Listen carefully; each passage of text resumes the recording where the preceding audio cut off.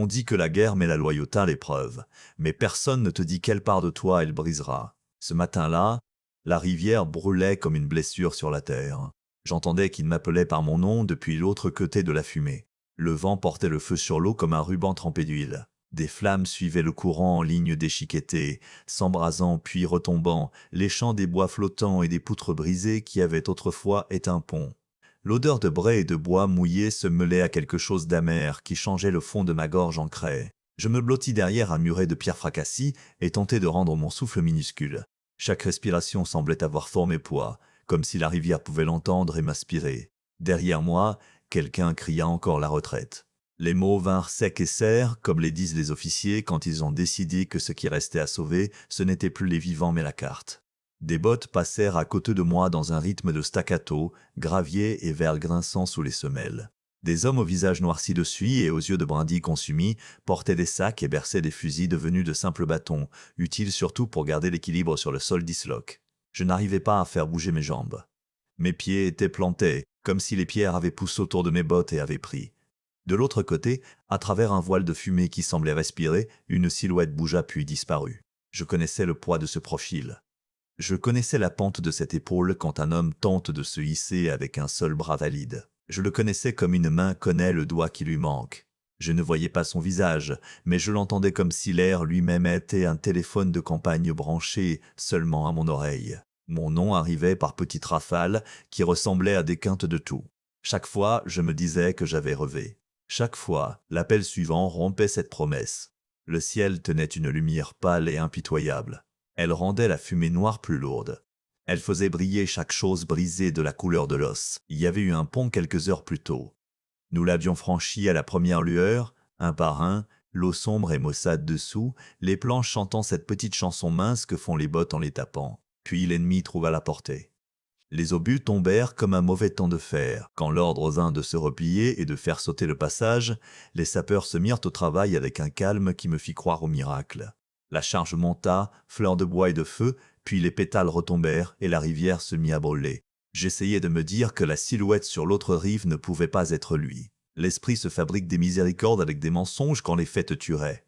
Mais une manche accrocha la lumière, et je vis l'écusson que nous avions cousu des mois plus tôt avec du mauvais fil sur le couvercle d'une caisse. Mes doigts se souvenaient de l'aiguille.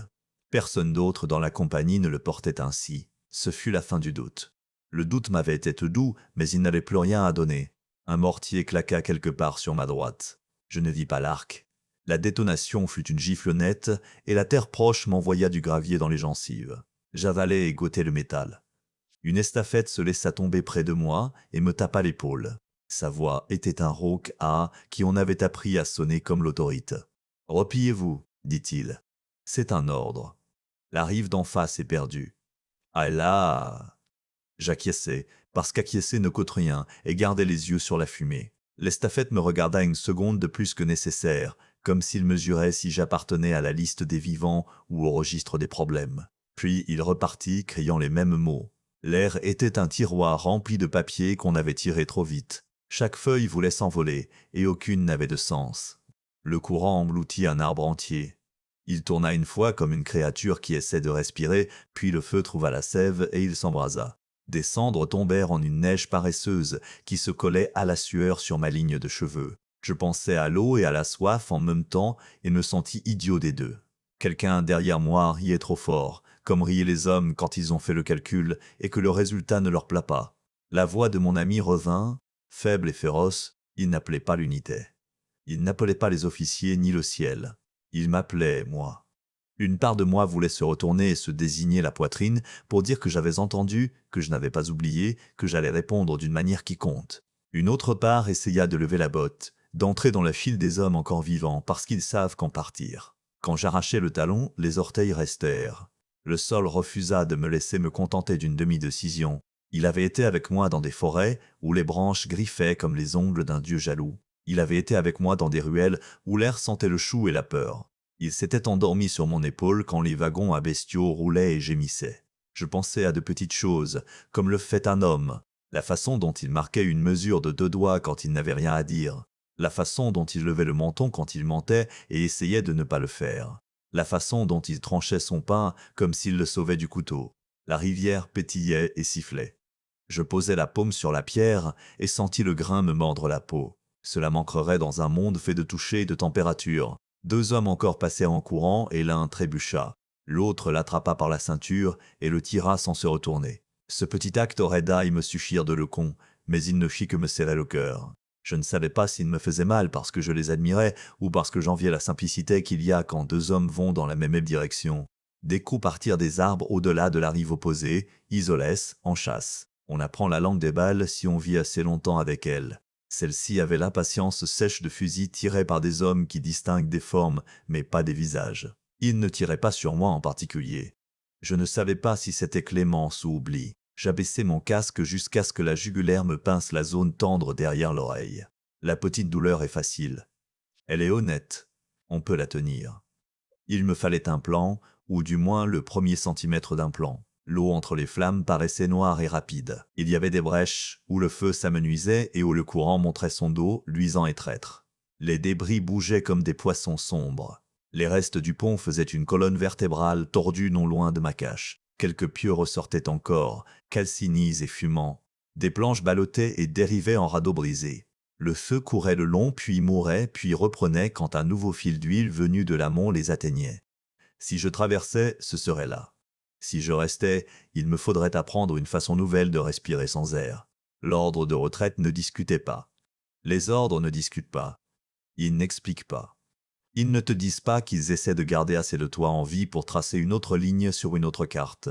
Ils arrivent simplement et restent dans ta bouche comme une pièce que tu ne peux pas avaler. Quelqu'un s'agenouilla à mon épaule. C'était Karel, le visage strié, les yeux brillants, à la limite de rompre. Il regarda la rivière, puis moi, et ne posa pas de questions. Il avait déjà vu la réponse dans ma posture, comme on lit la météo au revers de la main. « Tu ne peux pas, dit-il. Là ne changera rien. Il est parti. » Il n'est pas parti, dis-je. Je n'élevai pas la voix. Je ne pouvais pas me permettre de réveiller plus du monde que celui déjà éveillé.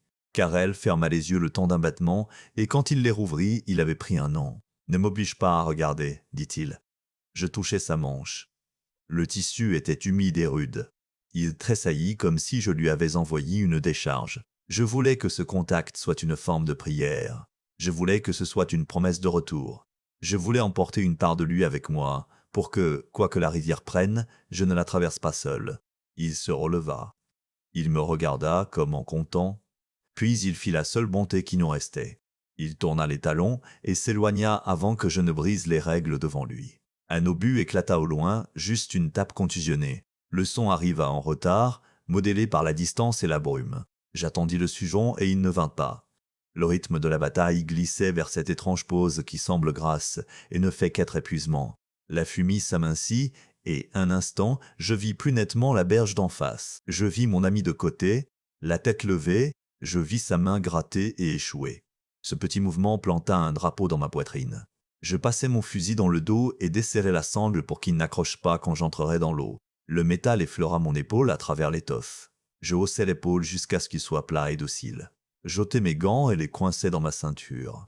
Mes doigts semblaient à la fois gelés et brûlés. Je serrai ma veste, puis la rouvris pour pouvoir bouger les bras quand le courant me prendrait.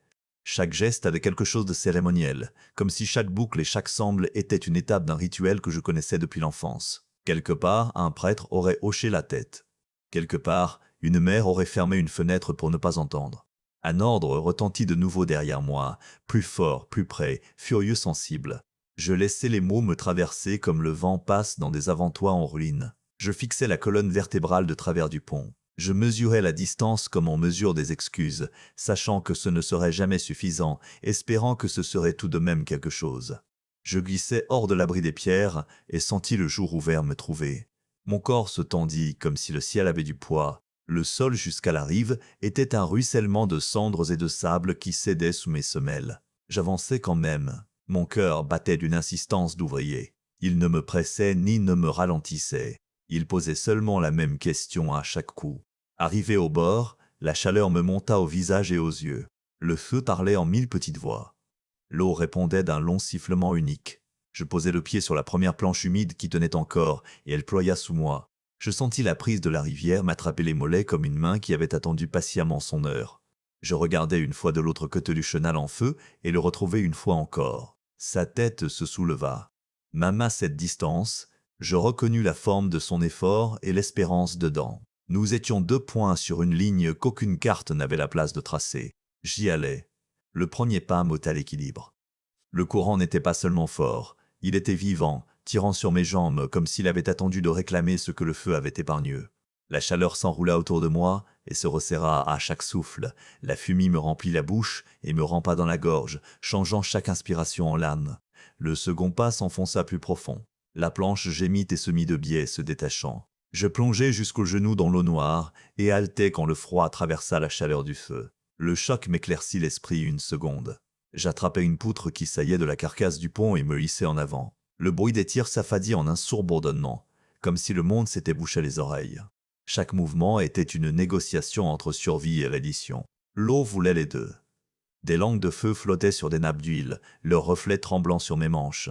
Mes doigts étaient engourdis, ma peau aussi, et pourtant ces 2 sensations vivaient en moi à la fois. Je ne savais pas si le tremblement de mes bras venait de la peur ou de l'épuisement. Travers la fumée, je distinguais encore le contour de son corps, une forme immobile près des roseaux de la berge.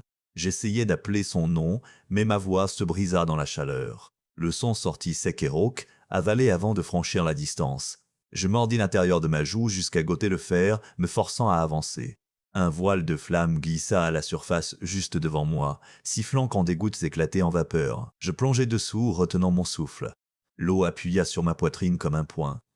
Le vacarme des flammes fut remplacé par le sourd tonnerre du courant, un battement ancien et continu qui noya toute pensée hormis une continuée. Quand je refis surface, le monde avait changé de couleur. Tout luisait d'orange et de gris. L'air sentait le carburant et le désespoir. Mon casque avait disparu, arraché par le remous. Je m'en moquais. J'agrippais une autre poutre et me tirais plus près de l'autre bord. Mes bottes grincèrent sur des gravats noyés. Je voyais maintenant la rive, l'herbe rabattue et la terre, la tache d'un uniforme étendu. Il était là. Je me ruais sur la boue, le hissant sur les coudes. Mon souffle venait en à-coups, déchiré. Chaque son résonnait étrangement, comme si j'entendais le monde depuis l'intérieur d'un coquillage. Je rampais les derniers mètres jusqu'à lui. Ses yeux s'ouvrirent en vacillant, vitreux mais fouillants. Lorsqu'ils me trouvèrent, ils cessèrent de bouger, comme si la vue elle-même était une promesse tenue. « Tu es venu » murmura-t-il. Ses lèvres bougèrent à peine, des mots portés davantage par le souvenir que par l'air. « Je te l'avais dit, dis-je, et au moment où je parlais, je compris comme ma voix était devenue petite douce, comme une confession. Sa jambe était tordue sous lui, le sang imbibait son pantalon. Autour de nous, la terre fumait, rouge et noire melaise dans la boue. J'essayais de le soulever, mais il gémit et me repoussa faiblement. « Non, dit-il, tu nous noieras tous les deux. » Et... Je secouai la tête. On y arrivera. Il reste un passage en aval. Il avance. Il eut un maigre sourire, fatigué, brisé. Tu n'as jamais su mentir. Non. Une autre explosion retentit au loin. Le sol vibra et une vague de chaleur nous couvrit. Je le tirai contre moi, protégeant son corps du mien. Il toussa et, un instant, sa main accrocha ma manche. Ses doigts me semblèrent incroyablement légers. « Tu te souviens de la grange près de l'île » demanda-t-il. Sa voix dérivait, comme si chaque mot devait gravir une côte pour m'atteindre. Je hochai la tête. Celle à la porte peinte. Lambeau. Il sourit encore, à peine visible sous la suie. Tu as dit que si on rentrait, tu en peindrais une pareille. Rouge avec une croix noire. Tu t'en souviens ? Je m'en souviens, dis-je, la voix fêlée. Tu la verras quand on rentrera. Bon. Il expira lentement, un son entre le soupir et la délivrance. Si tu le fais, peins-la pour nous deux. Il dort nord.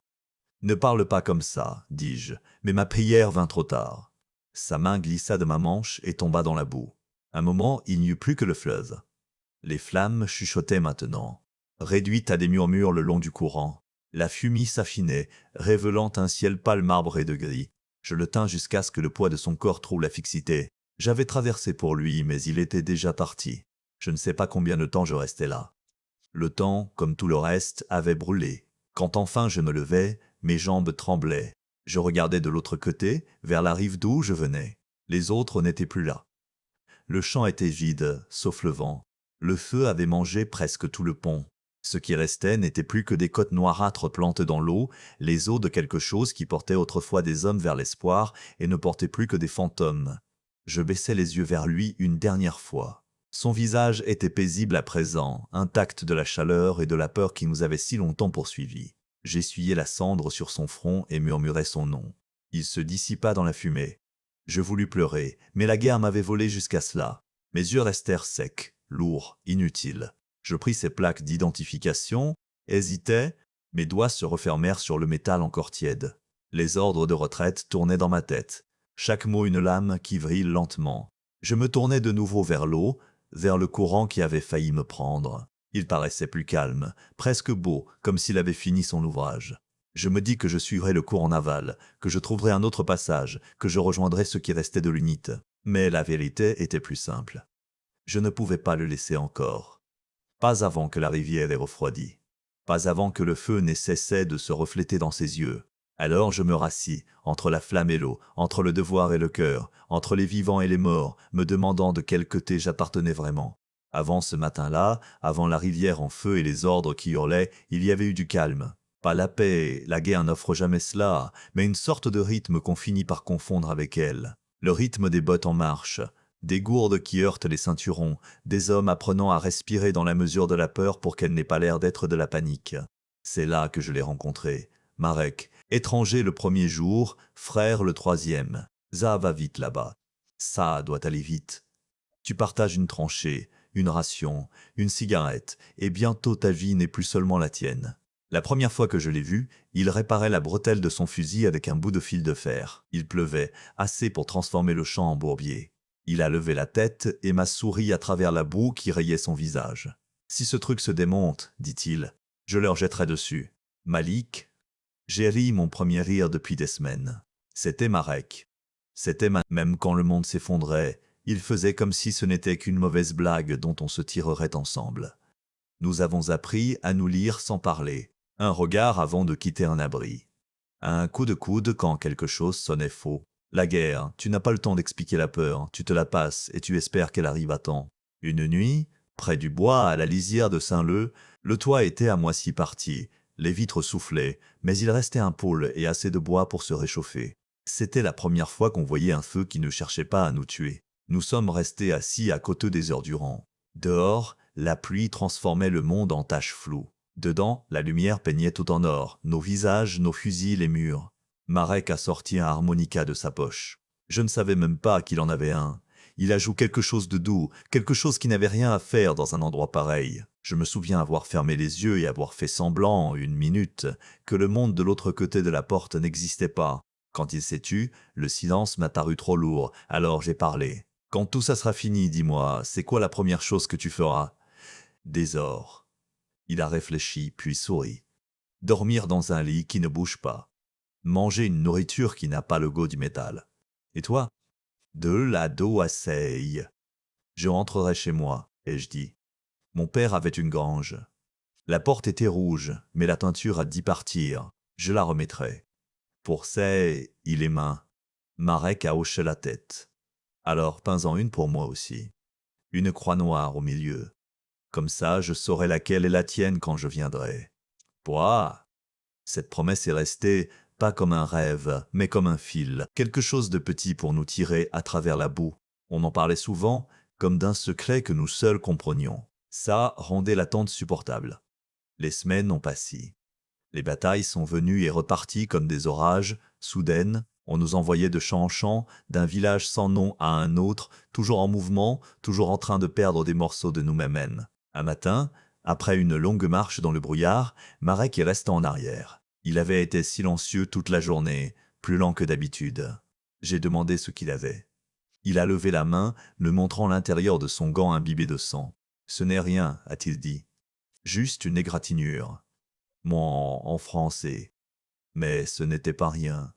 Un éclat s'était logé près du poignet. L'infection avait déjà commencé, des lignes sombres courant sous la peau. On a nettoyé comme on a pu, avec ce qu'on avait de bande. Il ne s'est pas plaint. Il ne se plaignait jamais. Cette nuit-là, pendant que les autres dormaient, je l'ai entendu marmonner. Je me suis penché. Il ne priait pas, il se parlait à lui-même, chuchotant des pronoms. Peut-être la famille. Peut-être des fantômes. Il m'a surpris en train d'écouter et il a souri. Ne me regarde pas comme ça. Toi aussi, tu parles parfois au feu. Il a Il avait raison, on le faisait tous. Quand les mots manquaient, quand le silence devenait trop lourd, le feu restait notre seul auditeur. Quand l'ordre de repartir est arrivé, Marek tenait à peine son fusil. Il a refusé de rester en arrière.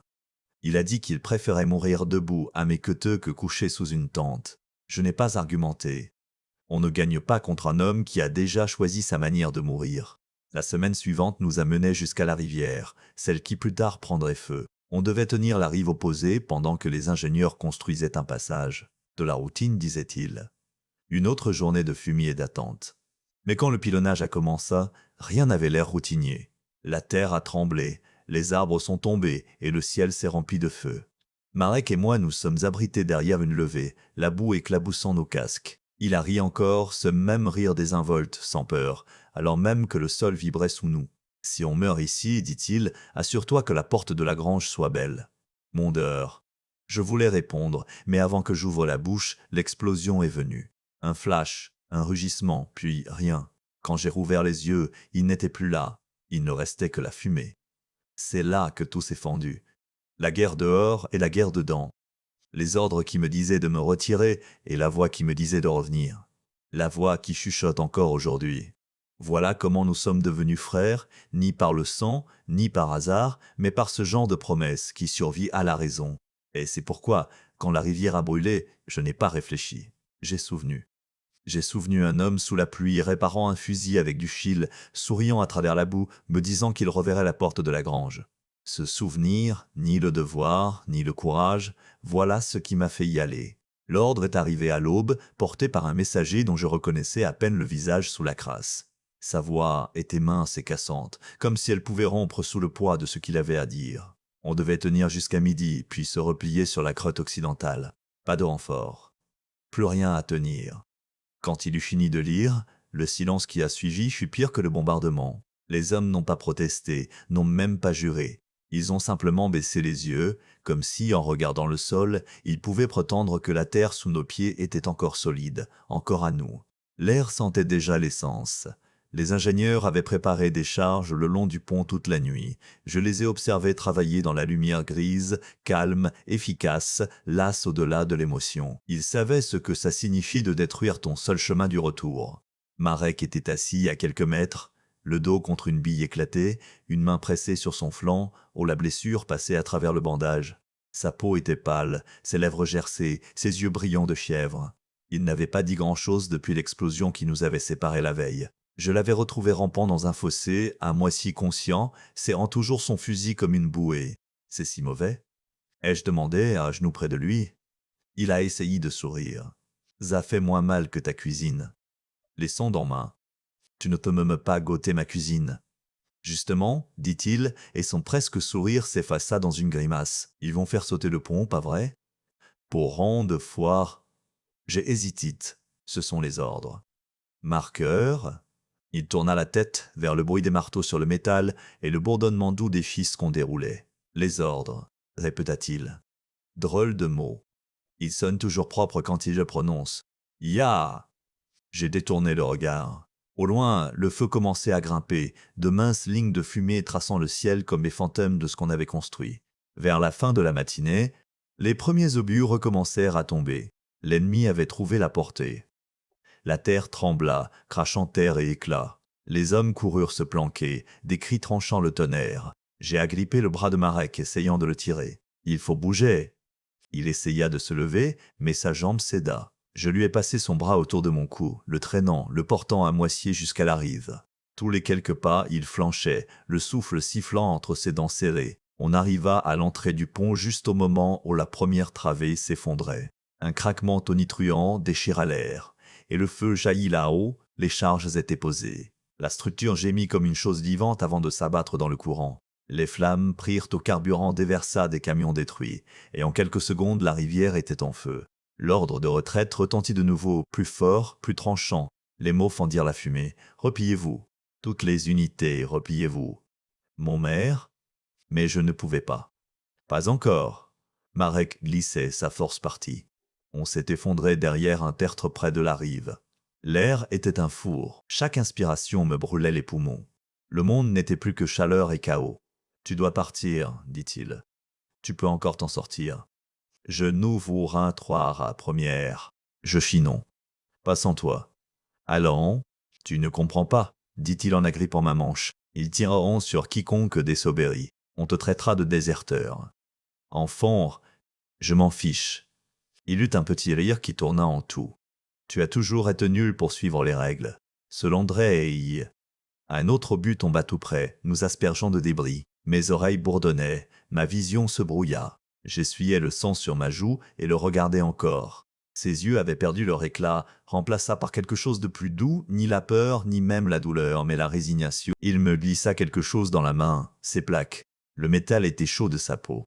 Si je n'en réchappe pas, dit-il, donne-les à ma sœur. Dis-lui que j'ai tenu ma promesse. Donc, j'essayai de les lui rendre, mais il referma mes doigts. Au chaos, chuchota-t-il. Puis une autre explosion éventra l'air, plus près. Je détournai la tête, aveuglé par la poussière. Quand je regardais de nouveau, il avait disparu, avalé par la fumée et la chaleur. La panique me frappa comme un marteau. Je hurlai son nom, mais ma voix s'évanouit dans le vacarme. J'avançai en titubant, cherchant, appelant encore et encore jusqu'à m'écorcher la gorge. Travers la fumée.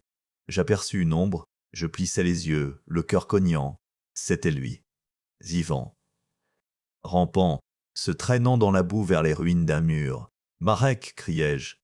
Il ne m'entendit pas, ou peut-être m'entendit et ne put répondre. Alors l'estafette reparut, le visage rayé de suie, répétant le même mot qui avait tout déclenché. « Repliez-vous. » En arrière maintenant. En proie.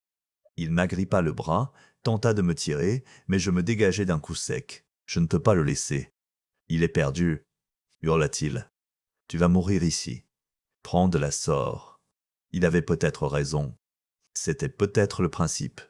Je me retournai vers la rivière en flammes. Le feu dansait à la surface comme une chose vivante, se moquant, me défiant d'essayer. Je sentis la chaleur sur mon visage, les pulsations des flammes calies sur mon cœur. Derrière moi, le dernier de notre unité se retirait déjà, des ombres avalées par la fumée et la distance. J'étais seul désormais, seul avec la rivière, le feu, et l'écho de sa voix venant faiblement d'en face. C'est à cet instant que je pris la décision qui me suivrait le reste de ma vie. Quand le devoir a dit « pars », le cœur a dit « reste ». L'air avait changé. Il n'était pas seulement brûlant, il était vivant, haletant, mouvant, rugissant. Le vent traînait la fumée dans les tranchées, s'enroulant autour de moi comme une bête. Je me tins au bord du fleuve, la terre tremblant sous la percussion de l'artillerie, et regardai l'eau se tordre sous des draps de feu. Le courant était vif, emportant des débris et des morceaux du pont haut. Je me rappelais ce matin-là, l'écho des bottes sur le bois, le bavardage d'hommes qui feignaient de n'avoir pas peur. Présent, il y avait plus que moi, l'odeur d'huile brûlée et l'écho d'une promesse que je ne pouvais pas laisser mourir. Marek était toujours en face. Je voyais des éclats de mouvement. Son bras se traînant dans la gadoue, son casque brillant quand la lumière des flammes changeait. J'appelais encore, mais ma voix sortit rauque, sèche et filochée par la fumée. Pas de réponse. Seulement le chuintement du carburant en feu et le claquement lointain des fusils. Il n'y avait plus de temps pour penser. Penser est un luxe d'hommes qui ont encore des choix. Je laissai tomber mon fusil, il tinta sur les pierres, un son presque délicat au milieu du chaos. J'arrachai ma veste, sentant la chaleur s'élever contre ma chemise trempe de sueur. Mon battement emplissait ma tête comme un tambour. Je fis un pas, les bottes s'enfonçant dans la boue glissante de la berge. Un instant, j'hésitais. Non par peur de mourir, elle m'avait quitté depuis longtemps, mais parce que je savais que ce choix me marquerait à jamais. Dès que je bougerais, je n'appartiendrais plus à l'armée, je n'appartiendrais plus qu'à lui. Le premier pas dans l'eau me coupa le souffle. Elle était de glace sous la fournaise, un choc si violent que je haletais et faillis retomber. Le second me prit au genou et le reflet du feu dansa autour. J'avançais, une main serrée au reste du pont pour me stabiliser. Des flammes flottaient sur le courant, portées par des rubans d'huile qui claquaient et sifflaient comme des esprits corroussis. L'odeur était épaisse, essence, métal, chair. Je me baissais sous une poutre en feu, la chaleur me rasant la nuque. Je refis surface en suffoquant, les poumons griffes d'air, les oreilles pleines du battement du fleuve. La mi-chemin, je perdis pied. Le courant me hâta, me tordant, m'entraînant. Un battement, le monde fut noir, le froid avalant la chaleur, le silence avalant le son. Je donnai des coups de pied, poussai contre le poids de l'eau et jaillis, avalant de la fumée et de la cendre. Je voyais maintenant la berge. Elle paraissait incroyablement loin, comme un souvenir qui glisse en rêve. Je nageais, un bras tendant, l'autre tirant dans l'épaisse nappe huileuse. Mon corps bougeait par instinct, ni grâce, ni force, volonté. Ce genre de volonté que tu ne choisis pas, c'est elle qui te choisit. Quand j'atteignis enfin les eaux peu profondes, mes bras m'abandonnèrent. Je me traînais, les coudes râpant des roches enduites de suie. La vase me happait les jambes, voulant me garder, mais je refusais d'arrêter. Alors je le vis. Marek était affaissé contre une poutre brisée, une jambe tordue dessous. Son uniforme était déchiré, trempé de sang et d'eau. Ses yeux s'ouvrirent quand je me traînais jusqu'à lui. Un instant, il parut confus, comme s'il me prenait pour un fantôme. « Tu n'aurais pas dû venir, dit-il, d'une voix râpeuse, presque un souffle. Tu aurais fait pareil, répondis-je. Il sourit faiblement. C'est bien ça, le problème. Carrément. Je glissai un bras derrière son dos et tentai de le soulever. Il laissa échapper un gémissement, ses doigts s'enfonçant dans mon épaule. Non. En deux seins en malais. Je te sors d'ici. Il n'y a plus d'endroit où aller. Alors, on en inventera un, dont veulent les parents. Il rit, un son faible et sec qui devint une toux. Je pressai ma main sur la plaie à son flanc. Le saignement avait ralenti, pas cessé. Je déchirai un morceau de manche et l'attachai serre, ignorant le tremblement de mes mains. Au-dessus, le ciel clignotait d'orange et de noir. Un obus éclata près de nous, projetant terre et étincelles. Je me vautai au-dessus de lui, le couvrant, jusqu'à ce que la poussière retombe. Il était plus léger que dans mon souvenir, os et souffle, presque rien d'autre. J'essayai de le hisser, mais il m'écarta. « Laisse-moi, dit-il. S'ils t'attrapent, ils te tireront dessus. Bora, alors ils tireront sur nous deux. » Il ouvrit la bouche pour répliquer, mais une autre explosion coupa court. Le son roula au-dessus de l'eau, profond, sans fin. Je le sentis plus dans ma poitrine que dans mes oreilles. Quand il s'éteignit, je parlais bas, presque pour moi. « Tu as dit que tu verrais encore la porte de ma grange. Tu as dit que tu viendrais. Je te prends au mot. Des proments. » Il cligna lentement. « T'es-tu? La sein de l'oreilleuse et d'effort. Je tiens ça de toi. » Il eut un rire faible, mais sa main trouva mon bras, s'y agrippant à peine. « Alors aide-moi à me lever, avant que je change d'avis, comme le sanrk. » Je le levai prudemment. Il gémit, mais ne résista pas. Son bras passa autour de mon cou, son poids tirant sur ma colonne. Je le portai à moitié, le traînai à moitié vers le peu d'abri qui restait. Chaque pas fut une négociation avec la douleur. Mes muscles hurlaient. Mes bottes glissaient. Le fleuve derrière nous grondait comme un public. Je sentais la chaleur des flammes lécher mon visage, séchant ma sueur en sel. Quand nous atteignîmes la lisière des arbres, les jambes de Marek lâchèrent. Nous tombâmes ensemble. Il tremblait, pâle, presque inconscient. Je posai la main sur sa poitrine. Le cœur était là, faible mais régulier. Il rouvrit les yeux, vitreux et las. « Tu n'aurais pas dû venir, dit-il une dernière fois, plus doux, presque tendre. Il le fallait. » Il voulut répondre, mais aucun mot ne vint. Ses lèvres bougèrent une fois, deux, puis cessèrent. Le monde se figea. Même le feu sembla se taire. Je restai là, les bras encore autour de lui, le poids de son corps contre ma poitrine. Longtemps, je ne respirais pas. Quand enfin je levai la tête, la fumée s'était suffisamment éclaircie pour que je voie l'autre rive, la neutre. Vide, silencieuse. L'armée était partie. La guerre avait continué sans nous. Mais j'avais fait mon choix. Et, au fond de moi, je sus qu'il me entrait jusqu'à la fin. Le monde s'était tu, comme si la bataille avait pris une inspiration et ne l'avait jamais rendue. La fumée restait suspendue au-dessus du fleuve comme un rideau, douce et grise, et au-delà il n'y avait que le silence. Pas d'ordre, pas de coup de feu, seulement le faible chuintement de flammes mourantes. Le corps de Marek était encore tiède contre moi. Sa tête reposait sur mon épaule, son souffle faible et inégal. Je sentais chaque montée et chaque baisse, chacune plus petite que la précédente.